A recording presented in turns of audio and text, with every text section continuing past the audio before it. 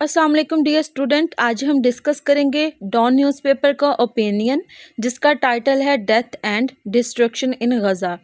Death का meaning होता है एंड ऑफ लाइफ और डिस्ट्रक्शन मीन तबाही। लेकिन अगर हम इन दोनों वर्ड्स को गज़ा के पॉइंट ऑफ व्यू से देखें तो डेथ का मतलब है किलिंग, मर्डर एंड डिस्ट्रक्शन का मीन है ब्लास्टिंग, बॉम्बिंग एंड इंजरी। इस ओपिनियन में जो चीज़ें डिस्कस की गई हैं वो है गज़ा इसराइल कन्फ्लिक्ट, ह्यूमैनिटेरियन इम्पैक्ट क्या है, ह्यूमन राइट वायलेशन पे बात की गई है, यूएसए क्या अपना किरदार अदा कर रहा है, इंटरनेशनल रिस्पांस किया है और इसके अलावा यूएन यूनाइटेड नेशन जो है क्या वो अपना किरदार अदा कर रहा है सही तरीके से या नहीं।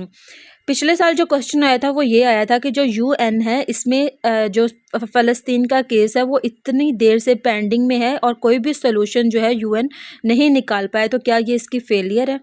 क्या यूएन अपना जो पीस मेकिंग का काम है वो अदा कर रहा है, अपना किरदार अदा कर रहा है? तो हो सकता है कि इस साल ये क्वेश्चन आ जाए कि यूएसए का क्या रोल है, ट्रम्प की पॉलिसीज़ जो हैं वो गज़ा के जो है वो उसके हक़ में होंगी या उसके अगेंस्ट होंगी।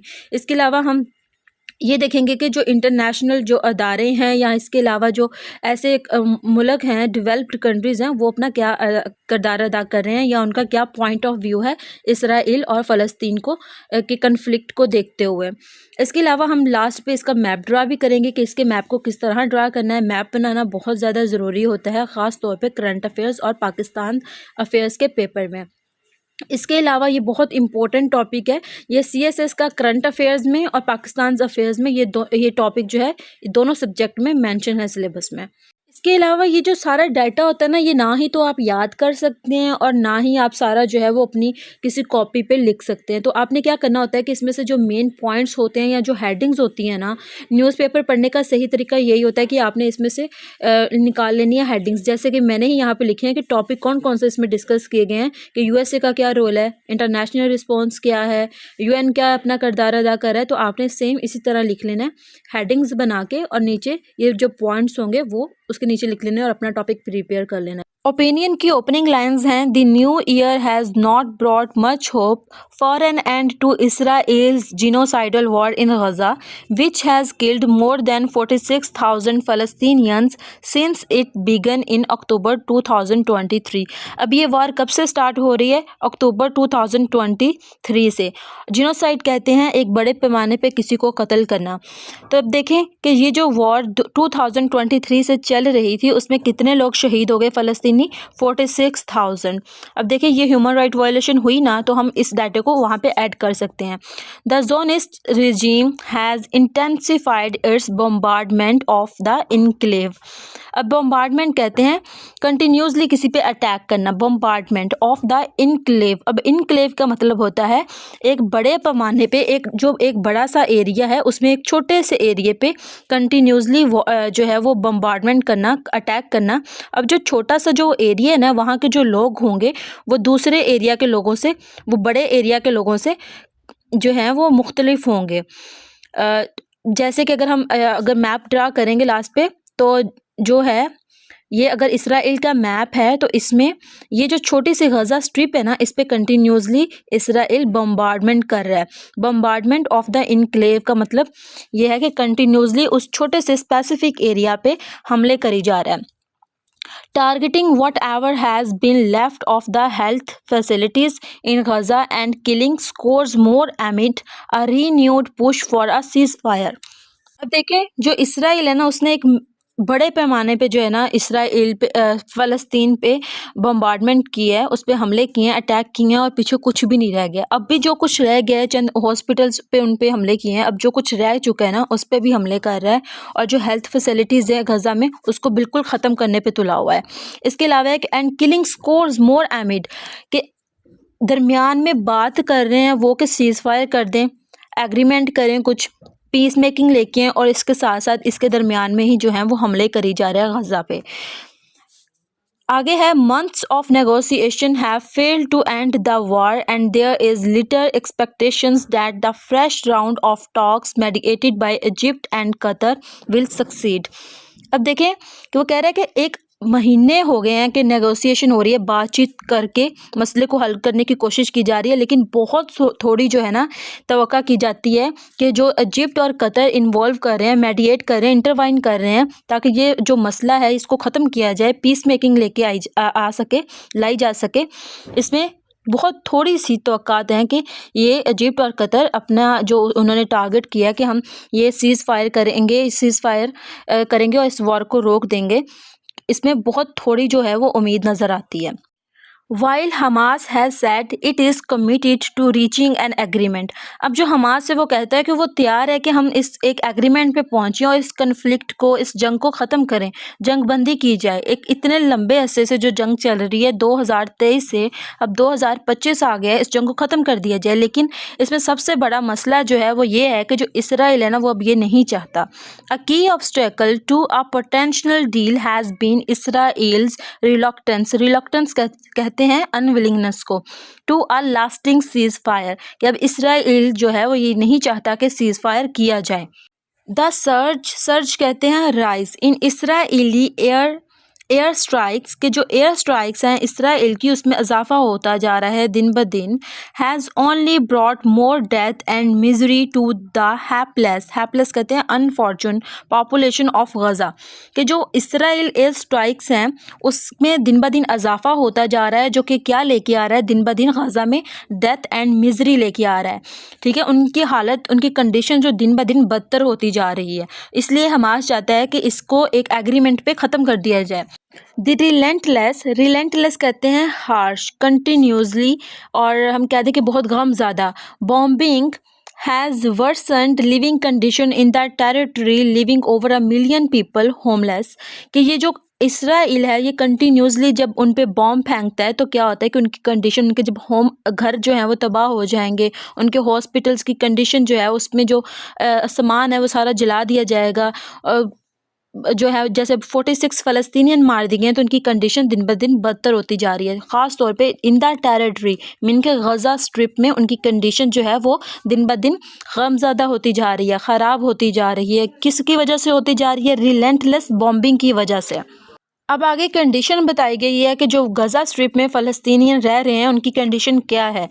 With no shelter and medical facilities, children are freezing to death in the biting cold. The Israeli onslaught has restricted the entry of the humanitarian aid, including blankets and tents. कि जो वहाँ पे फ़लस्तीन रह रहे हैं गज़ा strip में, उनकी condition क्या है कि वहाँ पे तो ना ही कोई घर बचा है और ना ही मेडिकल फैसिलिटीज़ बची हैं, क्योंकि हॉस्पिटल्स और घर तबाह कर दिए हैं इसराइल ने अटैक करके। जो चिल्ड्रन है वो इतनी ज़्यादा ठंड में जो है वो मरने के करीब हुए हैं, आर फ्रीजिंग टू डेथ। और जो इसराइल है उसने रिस्ट्रिक्शंस लगा दिए हैं कि जो भी कोई इमदाद वहाँ पे पहुँचे सर्दी की वजह से, जैसे ब्लैंकेट्स पहुँचाए या टेंट पहुँचाए जाएँ, उस पर उन्होंने रिस्ट्रिक्शंस लगा दी हैं कि अब ये यहाँ पे नहीं पहुँच सकते। The war which is backed and financed by the, अब यहाँ पे हम आगे पढ़ रहे हैं यूएस का रोल क्या है इसराइल और फ़लस्तीन के कन्फ्लिक्ट्स में, कि क्या जो यूएस है वो किसका साथ दे रहा है। इसमें हम जो बिडेन की एडमिनिस्ट्रेशन भी पढ़ेंगे और अब जो ट्रंप आए हैं उनकी भी हम पढ़ेंगे कि प्रेसिडेंट ट्रंप जो है वो इसको किस नज़र से देखेंगे, या क्या वो इस सीज़ फायर को, इस जंगबंदी को रोकने में कामयाब हो सकेंगे या नहीं हो सकेंगे। तो है यूएस का रोल है, ये आपने हेडिंग दे लेनी है और इसके नीचे लिखना है कि जो बिडेन ने ये किया था और ट्रंप ये करेगा। The war which is backed and financed by, backed का मतलब होता है सपोर्ट करना, किसकी सपोर्ट है? यूएस की। And financed by the out going, जो कि अभी जा रहा है Joe Biden administration in the US, कि इसके ये जो वार थी इसके पीछे किसकी सपोर्ट थी इसराइल को? जो बिडेन की। Has left some 18,000 children dead, कि जो है 18,000 इसकी एडमिनिस्ट्रेशन में जो बच्चे हैं वो शहीद हो चुके थे। According to the UN data, Israeli bombardment has destroyed और damage over 90% of Gaza's home. अब ये जो यूएन है इसने एक रिपोर्ट दी है, एक डाटा कलेक्ट किया है कि जो इसराइल है उसने जितने कंटिन्यूसली बम्बार्डमेंट किए, अटैक्स किए हैं, उसने क्या कर दिया, कितना नुकसान हुआ है कि 90% जो गज़ा के जो घर हैं वो तबाह कर दिए हैं। The sustained attacks on hospitals and medical workers have brought the healthcare system in the enclave to the brink of total collapse. कि जो इसराइल है उसने कंटिन्यूसली जो अटैक्स किए हैं उसका क्या इम्पैक्ट पड़ा है हॉस्पिटल्स पे, मेडिसिन पे, कि वो टोटली कंप्लीटली कोलैप्स कर गए हैं, कंप्लीटली डिस्ट्रॉय हो चुके हैं, तबाह हो चुके हैं, according to the recent report by the UN human right office. ये रिपोर्ट किसने दी थी? यूएन ह्यूमन राइट ऑफिस ने, जिसने क्या किया था? कैटालॉग किया था, लिस्ट बनाई थी एक, दी बिसाइजिंग कहते हैं कब्जा कर लिया था जो, and targeting of hospitals and their immediate grounds with explosive weapons. कि ये जो रिपोर्ट है ये यूएन ह्यूमन राइट ऑफिस ने दी थी कि गज़ा जो है, गज़ा में जो घर हैं या हॉस्पिटल्स हैं वो 90% जो हैं वो बिल्कुल तबाह हो चुके हैं, कोलैप्स कर गया है उसका हेल्थ केयर सिस्टम। इसके अलावा वहाँ के स्कूल्स बिल्कुल तबाह हो चुके हैं। इसके अलावा उन्होंने एक लिस्ट जारी की कि इतने ज़्यादा हॉस्पिटल जो हैं टारगेट किए गए हैं, कितने जगहों पे हमले किए गए हैं, कितने बच्चे जो हैं वो मार दिए गए हैं। ये सारी रिपोर्ट्स हम ह्यूमन राइट वायलेशन में ऐड कर सकते हैं। इसके अलावा हम ये सब कुछ किनकी वजह से हुआ है? यूएस का रोल था इसमें, इसने सपोर्ट किया था इसराइल को। इसके अलावा ये सब कुछ हुआ है जो बिडेन की एडमिनिस्ट्रेशन में। The attacks have killed hundreds of medical workers and damaged life-saving equipment। कि जब उन्होंने हॉस्पिटल जो हैं बिल्कुल तबाह कर दिए हैं, इसके अलावा वहाँ पे जो फैकल्टी मेंबर्स थे उनको मार दिया है हज़ारों के हंड्रेड्स की तादाद में। तो क्या हुआ कि वहाँ पे ना ही तो कोई डॉक्टर बचा, और दूसरी साइड पे क्या हुआ कि जब हॉस्पिटल तबाह हो गए तो साथ में जो वहाँ पे मशीनरी थी वो भी तबाह हो गई। Damage life saving equipment. It says that 80% of Gaza's health care system has been destroyed. और इसने किसने कहा है ये वाली चीज़? यूएन ह्यूमन राइट ऑफिस ने कहा है कि 80% जो गज़ा का हेल्थ केयर सिस्टम था वो बिल्कुल तबाह हो बर्बाद हो गया। Many preventable deaths have occurred due to lack of care, including of mothers and newborn babies। के अब जब वो बिल्कुल सामान तबाह हो गया, हेल्थ केयर सिस्टम कोलैप्स कर गया, तो अब बहुत सी ऐसी जानें जो कि बचाई जा सकती थी, प्रिवेंटेबल डेथ्स जो थी, वो क्या हुआ कि लेक ऑफ केयर की वजह से, ना ही तो वहाँ पे सामान पूरा था, ना ही डॉक्टर पूरे थे, और उसकी वजह से वो भी जो थे वो शहीद हो गए। और इनमें ज़्यादातर तादाद बच्चों की थी और न्यूबॉर्न बेबीज़ की थी और मदर्स की थी। अब देखिए ये जो कुछ भी हुआ है ना, ये हुआ है जो बिडेन की एडमिनिस्ट्रेशन में, और उन्होंने क्या किया है? सपोर्ट किया है फाइनेंशियली इसराइल को। तो अब राइटर जो हैं वो कहते हैं कि for the next US administration, अब नेक्स्ट यूएस एडमिनिस्ट्रेशन कौन सी है? प्रेसिडेंट ट्रंप की। तो वो कहते हैं कि उनकी भी जो एडमिनिस्ट्रेशन है ना, there is no concept of two state solution, के वहाँ पे भी कोई कॉन्सेप्ट हमें नज़र नहीं आ रहा कि वहाँ पे भी कोई ऐसा कोई सोल्यूशन निकाला जाए टू स्टेट सोल्यूशन का। तो अब हम जो पहले लिखते थे ना कि टू स्टेट सोल्यूशन जो है कि उनको अपना एक स्टेट दे दी जाए और इसराइल को और फ़लस्तीन को अलग अलग 2 स्टेट्स दे दी जाएँ, तो वो कहते हैं कि इसका कोई कॉन्सेप्ट नहीं है यूएस की एडमिनिस्ट्रेशन में। अब उसने राइटर ने ऐसा क्यों कहा है ये हम आगे जाके पढ़ेंगे। अब ये जो ऊपर रिपोर्ट मेंशन की गई थी ना कि 90% गज़ा के होम जो हैं वो डिस्ट्रॉय हो चुके हैं, इसके अलावा 46,000 फ़लस्तीनी शहीद हो चुके हैं, इसके अलावा 80% जो गज़ा का हेल्थ केयर सिस्टम है वो कोलैप्स कर गया है। तो रिपोर्ट कहती है कि कौन सी report? UN human right office ने जो रिपोर्ट जारी की थी उसमें कहते हैं कि the report says that the attacks could amount to war crimes. आगे है, but the Israel continues with its atrocities कहते हैं जुल्म को, ठीक है, जुल्म को क्यों कर रहा है वो ऐसा? क्योंकि उसको सपोर्ट है यूएस की, because of US banking mean कि यूएस की सपोर्ट है। इसके अलावा एक और वजह बताता है इसराइल के इतने जुल्म करने की कि उसको and the inaction of the international community, और एक तो जो सुपर पावर यूएस है वो उसको सपोर्ट कर रहा है इसराइल को, ऑन द अदर साइड जो इंटरनेशनल कम्युनिटी है वो भी इनएक्शन है, वो भी कोई अमल नहीं लेके आ रही कि वो भी कोई इनके खिलाफ एक्शन ले। According UN human rights expert, the seize mean कब्जा करना, अपेयर्स इंटेंडेड इस इरादे से टू परमानेंटली के मुकम्मल तौर पे जो है displace the local population as a precursor to Gaza's annexations in further violation of international laws. UN की रिपोर्ट है ना, उसमें जो एक्सपर्ट्स हैं उन्होंने कहा है कि ऐसा लगता है कि जैसे वो इतना वायलेशन करके ना इंटरनेशनल लॉज की, कि वो उनको इतना जैसे 46,000 फ़लस्तीनियों को अगर शहीद कर दिया गया तो दूसरे क्या करेंगे कि डिस्प्लेस हो जाएंगे परमानेंटली, और वो जो जगह है वो किन की बन जाएगी, इसराइलियों की। तो क्या है कि वो ये कहते हैं कि हमें ऐसा लगता है कि ये जो further violation of international law करके क्या करना चाहता है, permanently displace the local population. Israel has also extended का मतलब है बढ़ा देना its war to the occupied West Bank, कि जो इसराइल है ये वार को बढ़ा रहा है। अब द एस्केलेशन मीन कि ये जो एक्सटेंड कर रहा है वार को, क्यों कर रहा है, कब कर रहा है, comes at a time when the new administration is about to take over in the US, कि एक एडमिनिस्ट्रेशन जाने वाली है किसकी, जो बिडेन की। जो बिडेन आउटगोइंग एडमिनिस्ट्रेशन, और ऑन द अदर साइड जो है ट्रम्प हैं वो आने वाले हैं, तो वो उनकी जा रही है, जो बिडेन उसको सपोर्ट कर रहे थे। अब हमारा जो ओपिनियन होगा ना वो अगले वाले पे होगा कि जो आने वाले हैं ट्रम्प वो क्या करेंगे। तो कहते हैं कि आगे राइटर लिखते हैं कि when a new administration is about to take over in the US, not that, ये आगे उसका आंसर है कि not that the Biden administration has been any less supportive of Israel's war of aggression, कि ना सिर्फ बिडेन की administration थोड़ी उसकी सपोर्टर थी किसकी, इसराइल वार ऑफ एग्रेशन की, कि जो इसराइल वार कर रहा था इसराइल के ख़िलाफ़, उसको ना ही तो कम सपोर्ट हासिल थी बिडेन की, और ना ही जो आने वाली हुकूमत है उसको कम सपोर्ट हासिल होगी, बल्कि वो भी उसी को ही सपोर्ट करेगा। अब कैसे करेगा वो हम आगे देखते हैं।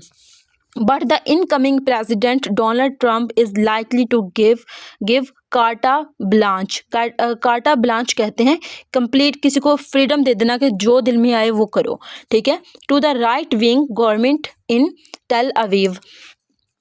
आगे है वाइल ट्रम्प हैज़ वोव्ड, के वोव्ड मीन के उसने किसी की कही हुई बात, कि ट्रम्प ने ये तो कहा है कि वो पीस लेके आएगा मिडल ईस्ट में, लेकिन ऐसा होने वाला कुछ भी नहीं है। While Trump has vowed to bring peace to the Middle East, many analyst believes that his return to the White House will only bring more death and destructions to Gaza, कि जो उसकी एडमिनिस्ट्रेशन आएगी ना, और जब वो white house में दोबारा वापस आएंगे तो क्या होगा कि वो कोई पीस वगैरह नहीं लेके आएंगे, बल्कि वो क्या लेके आएंगे, डेथ एंड डिस्ट्रक्शंस टू गजा। अब आगे हमने ये बात कह तो दी अगर आपने अपने पेपर में लिखनी है, लेकिन आपको पता होना चाहिए कि आपने एक आर्ग्यूमेंट भी देना है कि ऐसा आप क्यों कह रहे हो, क्यों। हम आगे इसका आंसर देखेंगे। He has repeatedly declared his blanket support for Israel, क्योंकि उसने अपनी बातों में सपोर्ट दी है इसराइल को। कैसे, जब उसकी पहली एडमिनिस्ट्रेशन आई थी उसने तब भी सपोर्ट किया था। During an address to a Republican Jewish convention agreement in 2023, he said he would defend our friend and ally in the state of Israel like nobody has ever।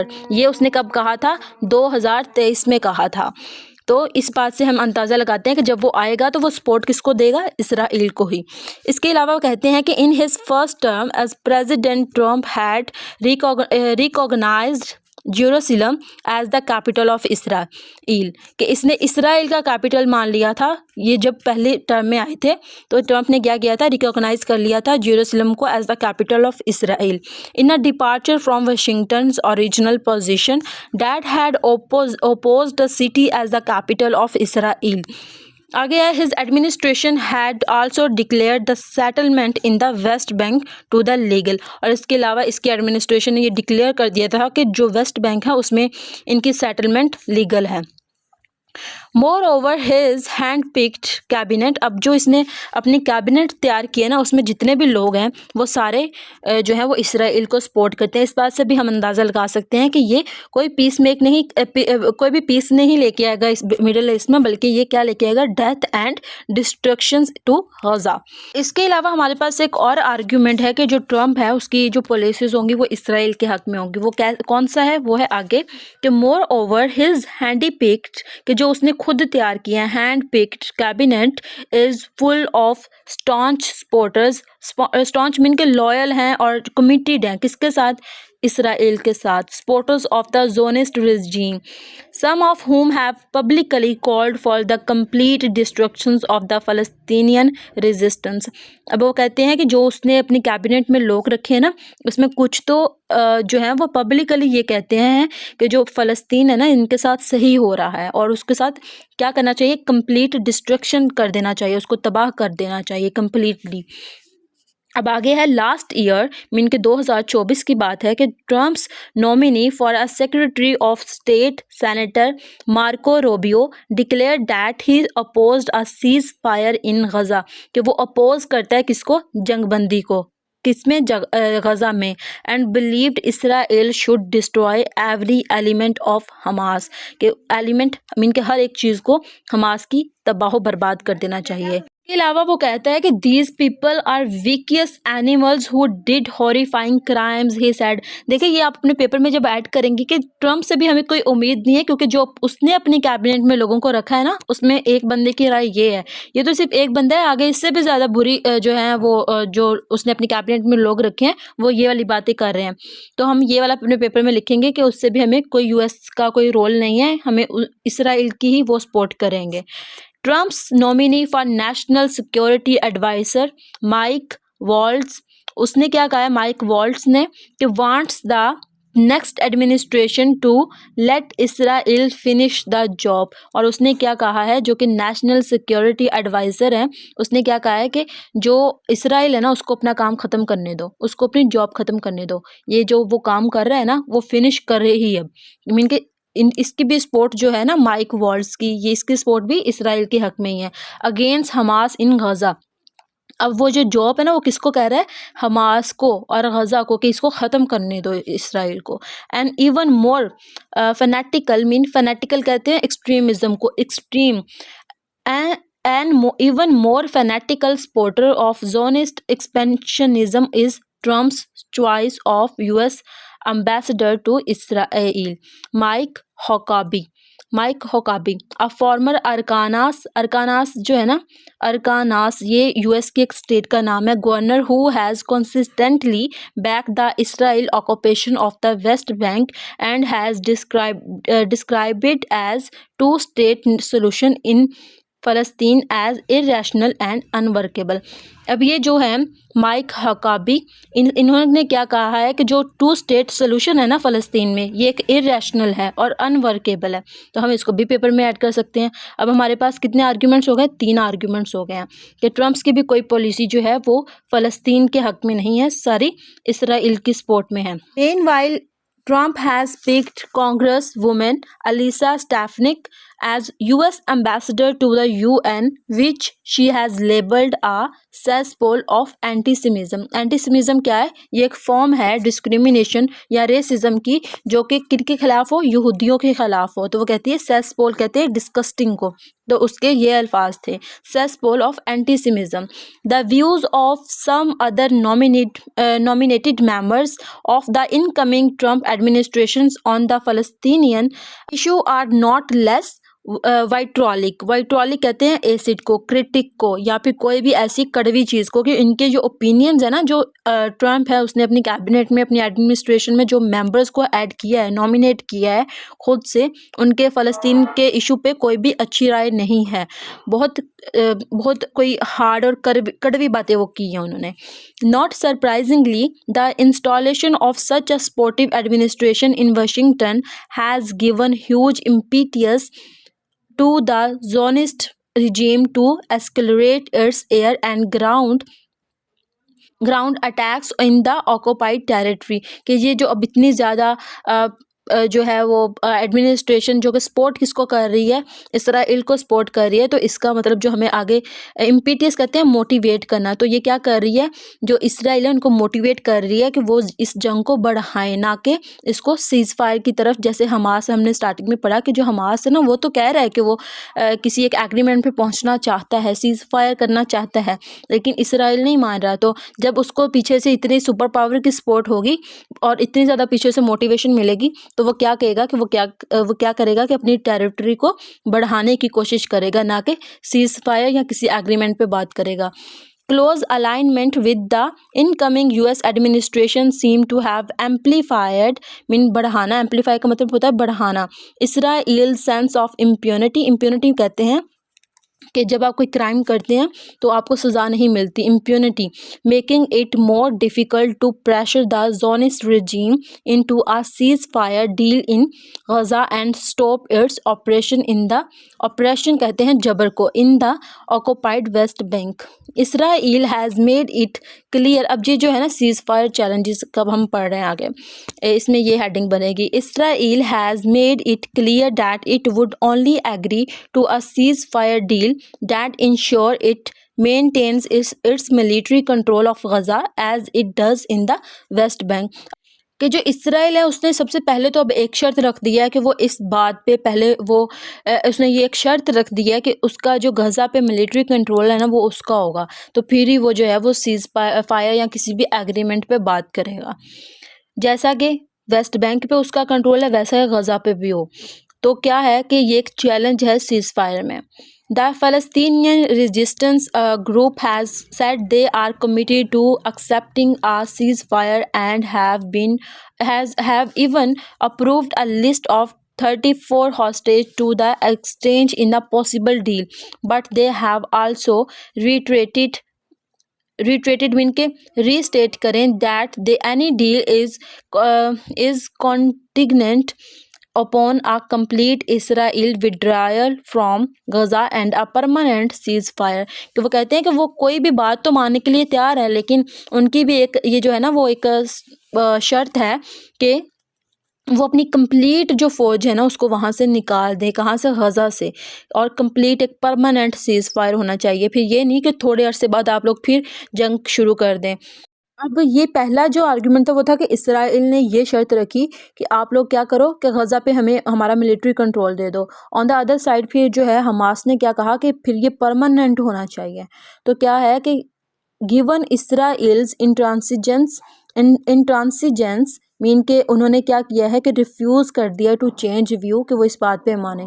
There is no hope of any breakthrough का मतलब होता है development, कि यहाँ पे कोई भी हमें होप नज़र नहीं आ रही कि ये जो है ये कोई भी बात जो है वो आगे जो है वो किसी एक पॉइंट पे पहुँचेगी। Neither is there any likelihood of the incoming Trump administration pressing Israel for concession, और ना ही ऐसा लगता है कि जो ट्रम्प है या आने वाली एडमिनिस्ट्रेशन है वो भी इसराइल को कोई जो है वो उनको रोकेगी, प्रेस करेगी, जो उसको एक खुली जो है एक आज़ादी दी हुई है कि जो मर्जी करे। According to some analyst Trump would most likely allow Israel to annex the West Bank if it ended the Gaza war. For the incoming US administration, there is no concept of a two-state solution with a separate Palestinian state. कि आने वाले दिनों में ऐसा भी कुछ नज़र नहीं आ रहा कि टू स्टेट सोल्यूशन पे भी कोई बात हो सके। On the other side Trump would most likely build on his 2020 peace plan that would legitimise Israeli annexation and Palestinian subjugation. इसके अलावा राइटर कहते हैं कि जो ट्रम्प है ना उसने 2020 में भी जो अपने फर्स्ट टर्म में जो प्लान दिया था पीस प्लान, उसमें भी उसने इसराइल की जो एनेक्सेशन थी उसका जो कब्ज़ा किया था उसको जो है ना वो जायज़ कर दिया था, और फ़लस्तीनियन की जो है ना कि वो कभी जीत पाएंगे इस पे वो कभी बात नहीं करेगा। With his cabinet packed with radical pro Israel element, और अब आके उसने अपना एक कैबिनेट बनाया है ना वो सारा ही प्रो इसराइल है, तो वो क्या करेगा, सपोर्ट हमेशा इसराइल की ही करेगा। It is a hard to imagine that the incoming president would be willing to accommodate का मतलब होता है हेल्प करना फ़लस्तीनियन डिमांड्स के। ऐसा कोई भी होप तो नज़र नहीं आ रही है, और ये बहुत मुश्किल है इमेजिन करना कि ना ही तो उसकी कोई कैबिनेट है वो भी फ़लस्तीनियन के साथ नहीं है। इसके अलावा ट्रम्प की पिछली टर्म देखी जाए या अब आते ही जो उसने इक़दाम किए हैं ना उसको देखते हुए हम इमेजिन तो नहीं कर सकते कि ये कोई प्रेसिडेंट फ़लस्तीन की हेल्प करेगा। Palestinian demands there is no hope for peace in the region as long as Israel continues its genocidal war with the support of the US, कि ना ही हमें ऐसी कोई होप नज़र आती है कि जो इसराइल है ना वो जब तक इसराइल कंटिन्यूसली जो है वो जिनोसाइड करेगा, अटैक करेगा with the support of US, तो हमें कोई भी इस रीजन में यानी कि मिडल ईस्ट में हमें कोई भी ऐसी होप नज़र नहीं आ रही कि वहाँ पे पीस लाया जा सकता है। बात सारी है कि अगर यूएस जो है वो सपोर्ट करना उसको कम कर दे तो ये मसले को सॉल्व किया जा सकता है। अब हमने इसमें क्या क्या पढ़ा कि हमने स्टार्टिंग में पढ़ा कि किस तरह जो है ये 2023 से सिलसिला जो है वो जारी है और 46 फ़लस्तीनियन जो है वो शहीद हो चुके हैं। इसके अलावा उनके 90% जो गज़ा के होम है वो डैमेज हो चुके हैं। इसके अलावा 80% हेल्थ केयर सिस्टम जो है वो बिल्कुल ही कम्प्लीटली डिस्ट्रॉय हो चुका है, कोलैप्स कर गया है। और ऑन द अदर साइड अगर हम पिछली एडमिनिस्ट्रेशन की बात करें यूएस की, तो क्या हुआ था कि उन्होंने भी इसराइल को ही सपोर्ट किया था। और अगर हम अब जो करंट ट्रम्प की आ रही है एडमिनिस्ट्रेशन उस पर बात करें तो उसकी भी सपोर्ट, उसकी जो कैबिनेट उसने बनाई है उसकी सपोर्ट भी किसकी तरफ है, इसराइल की तरफ है। अब अगर हम बात करें यूएन की, तो यूएन का क्या रोल रहा है कि यूएन ने इतनी सारी रिपोर्ट्स तो दे दी हैं लेकिन वो सीज़ फायर नहीं करवा सका, वो जंगबंदी नहीं करवा सका। और ये हम लिखेंगे कि ये इसकी एक फेलियर कंसीडर होती है। अब हम बनाना सीखेंगे इसराइल का मैप। तो जब भी आपको ये कोई क्वेश्चन आए इस तरह का तो आपने मैप लाजमी बनाना है। अब पहले हम सीखते हैं फ़लस्तीन का मैप बनाना। ठीक है, स्टार्ट करते हैं। सबसे पहले आपने 2 लाइनें ड्रा कर लेनी है। ठीक है, सीधी एक लाइन छोटी होनी चाहिए और दूसरी लाइन क्या होनी चाहिए, बड़ी।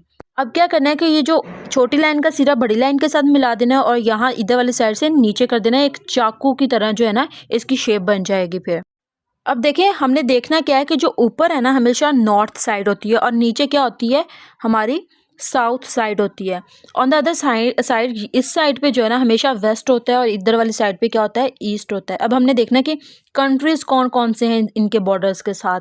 तो इसके जो वेस्ट साइड है ना यहाँ पे है मेडिटेरियन सी। ठीक है, तो यहाँ पे हम लोगों ने लिख लेना है मेडिटेरियन सी। और इसकी ईस्ट साइड है ना यहाँ पे है जॉर्डन और यहाँ पे करके है ब्लैक सी। ठीक है, और यहाँ पे हम अब जो है ना इसराइल का भी स्ट्रक्चर जो है वो थोड़ा सा ड्रा कर लेते हैं। यहाँ पे है वेस्ट बैंक और ये है यहाँ पे गज़ा स्ट्रिप। इसके अलावा अगर हम इसके नॉर्थ साइड पे बात करें तो नॉर्थ साइड पे है लेबनान। तो हम ये सब जब हम लिखेंगे डिटेल में इसके बारे में, ये यहाँ पे ईरान है, यहाँ पे लेबनान है, यहाँ पे उन्होंने लेबनान पे हमले किए इसराइल ने अपनी बाउंड्री एक्सटेंड करने के लिए। इसके अलावा अब तो सीरिया का भी इसने थोड़ा सा हिस्सा जो है वो अपने कंट्रोल में किया है। इसके अलावा हम लिखेंगे कि किस तरह जो है सारा ये था जब इनकी जंग हुई थी, किस तरह इन्होंने ईरान के जो है प्राइम मिनिस्टर उनको मारा, लेबनान के को मारा और उनकी जो ऑर्गेनाइजेशन है किस तरह ये हमले करता रहा है। तो फिर हम ज़्यादा इलाबोरेट करेंगे, लेकिन फ़िलहाल नॉर्थ साइड पे हम लिखेंगे लेबनान है और साउथ साइड पे है इजिप्ट और यहाँ पे है स्वेज़ कनाल। तो सिर्फ ओपिनियन के पॉइंट ऑफ व्यू से मैंने बनाया है, लेकिन अगर आप जब इसके डिटेल में जाएंगे, इसके पास्ट में जाएंगे, जब यहाँ पे सारी वॉर्स हुई थी तो ये सारे आसपास के कंट्रीज़ इन्वॉल्व थे इसमें। तो हम क्या करेंगे कि तब ये सारे कंट्रीज़ आप जो हैं इसके बॉर्डर्स के साथ मेंशन करेंगे, इनकी इम्पोर्टेंस है ख़ास तौर पे इजिप्ट की, जॉर्डन की, लेबनान की, ईरान की। तो ये सारे कंट्रीज़ तब हम करेंगे, मेंशन करेंगे। इसके अलावा यहाँ पे तो ये थोड़ा सा बना है रफ, लेकिन जब आप पेज पे बनाएंगे ना तो ये बहुत नीट बनेगा। तो आप लोगों ने बिल्कुल इसी तरह ही इसको ड्रा करना है। ठीक है, आज की थी ये वीडियो, उम्मीद करती हूँ आपको पसंद आई होगी। अल्लाह हाफिज़।